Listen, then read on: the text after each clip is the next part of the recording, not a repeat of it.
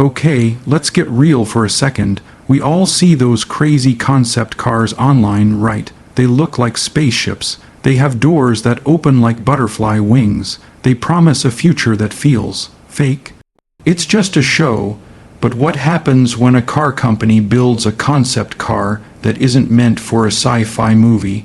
What if they build one that's just more of everything a billionaire could possibly want? More space, more silence, more shine. Welcome to a very different kind of concept. This isn't a fantasy, this is a preview of the 2025 Mercedes-Maybach Limousine, and it might just be the most serious, most believable future car I've ever seen. It asks one simple question: what is the absolute limit of luxury on four wheels?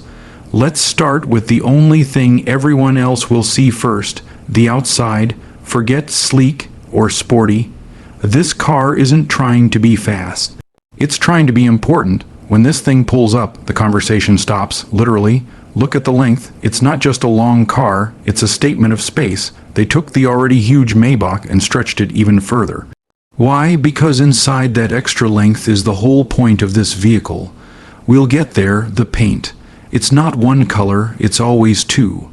A deep, dark, almost black color on the bottom, and a creamy, shiny silver or gold on top. The line between them is razor sharp. It looks like it was painted by a machine that doesn't make mistakes. It looks expensive in a way you can feel. You don't just see it, you absorb it. Then there's the light. The headlights and taillights aren't just bulbs anymore. They're intricate jewelry, dozens of tiny LED lights arranged in perfect patterns. When they light up, they don't just shine. They glow with a kind of quiet intelligence. They look like the fine print on $1 million watch, and the giant wheels. They're so polished and clean, they look like they've never touched a road. They're more like sculptures that happen to spin.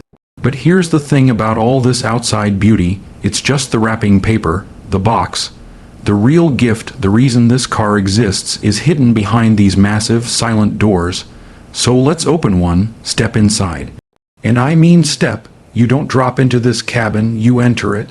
The first thing you notice is nothing, no noise. The outside world is just gone. It's like someone hit mute on the city. Then you notice the smell. It's not new car smell. It's the smell of perfect leather, of deep, polished wood. It's a clean, rich, calm smell. It smells like money, but the quiet, old, money kind. Now look around. You are not in the front seat. Forget the front seat. In this car, you are in the back. The front is for the driver. This whole space, this vast, quiet room is for you. You sink into the seat, but seat is the wrong word. This is an armchair. A throne. It's so soft, but it holds you perfectly. The leather is stitched in a beautiful diamond pattern. It feels warm to the touch. You can adjust everything: the headrest, the leg rest, the side bolsters. You can get a massage, not a vibrating seat, a real massage that works out the knots in your shoulders. You can sit up to talk, or you can lay back almost flat. In front of you, there's a massive screen. It's not stuck to the dash, it seems to float.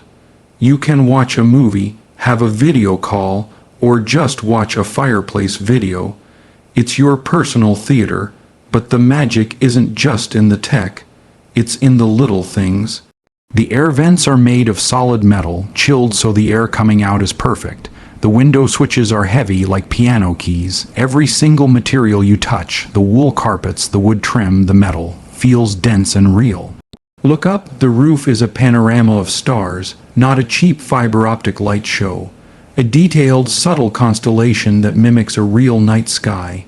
You can change its color to match your mood. Soft blue for calm, warm amber for focus, and of course, there's the fridge. It's not a joke. It's a proper, cooled compartment in the center console. You can put a real bottle of champagne in there, and real glasses in the mahogany holders next to it. Because why not? If you're going to be driven across the city for a 2-hour meeting, you might as well arrive perfectly relaxed. This is the core idea of this Maybach limousine. It's not a car you drive. It's a place you inhabit, a mobile office, lounge, and sanctuary. It turns dead time, traffic, a long trip to the airport into to useful or restful time. But a palace on wheels still has to move, so how does it do that? Under that long, elegant hood is an engine that understands its job perfectly. It's a V12, that's 12 cylinders. In a world going to small, turbocharged engines, a V12 is a relic. And that's the point. It's not about being efficient, it's about being smooth, impossibly perfectly smooth. It's also helped by electric motors. This gives it a quiet, powerful push from a stop. The official numbers, over 750 horsepower. It can go from 0 to 60 in about 5 seconds. That is stupidly fast for something this big and heavy. It's not for racing. It's for merging onto a highway with absolute, silent authority. It's so the car can move with effortless grace, never straining, never shouting. The driver feels this too. They have their own digital cockpit, all screens and clarity, but their main job is to be smooth, to make sure the people in the back don't feel a bump, don't hear the gear change, don't even feel the car accelerate or brake. It should feel like you're floating on a cushion of air, and that's almost what it feels like. The air suspension soaks up bumps like they don't exist. You glide over terrible roads. You hear a faint, distant whisper of wind, and that's it. The only sound you're supposed to hear is the sound of your own music or your own conversation in perfect quiet. So who is this for, and what does it compete with? The answer is simple: the richest people on earth. The person who buys this isn't comparing it to a normal Mercedes. They're comparing it to the other kings of the road, the Rolls-Royce Phantom and the Bentley Mulsanne. The Rolls is about history, about being untouchable. The Bentley is about hand-crafted sportiness. This Maybach, it's about the future. It's about being the most technologically advanced lounge in the world. It's quieter, it has more cutting-edge screens and lights, and it feels more like a 2025 product. Now, the price, are you ready? It starts around $400,000, and that's just to start. By the time you choose your special paint, your exclusive leather, your champagne fridge, and every other option, you can easily add another 100 or 200,000. We are talking about a house, a very, very nice house on wheels. This brings us to the real talk. The part they don't put in the shiny brochures. What it's like to actually own this thing. First, insurance. It's a nightmare. You will need a special policy. It will cost thousands of dollars a year. Maintenance. You can't take this to your local oil change spot.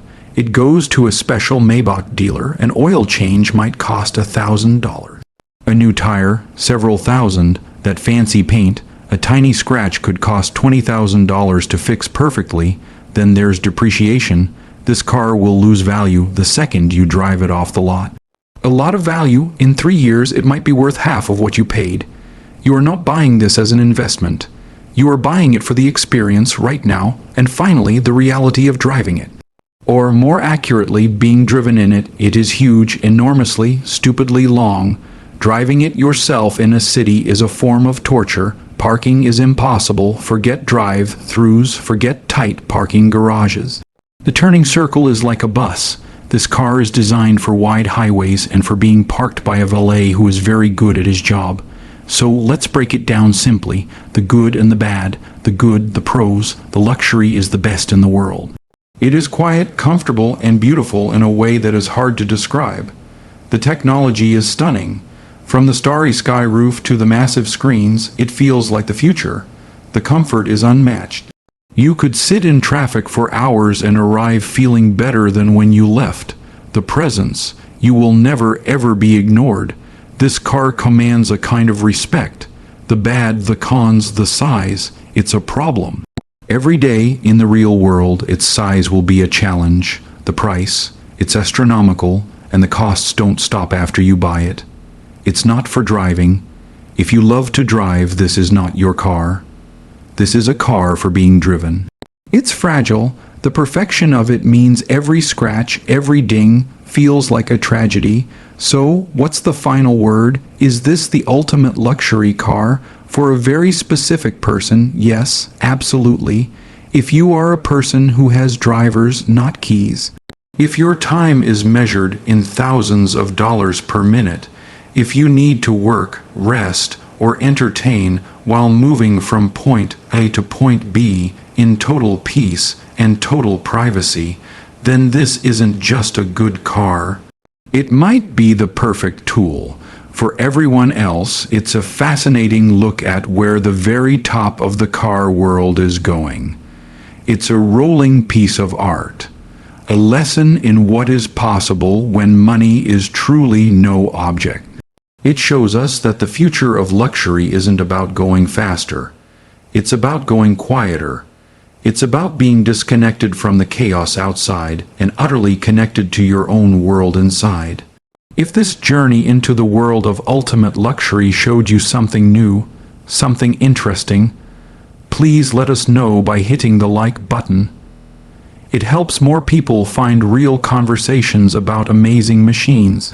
And tell me in the comments, if you had this for 1 week, what would you do? Where would you go? Would you drive it yourself, or would you sit in the back? This is Winds of Thought. Thanks for watching, and we'll see you on the next one.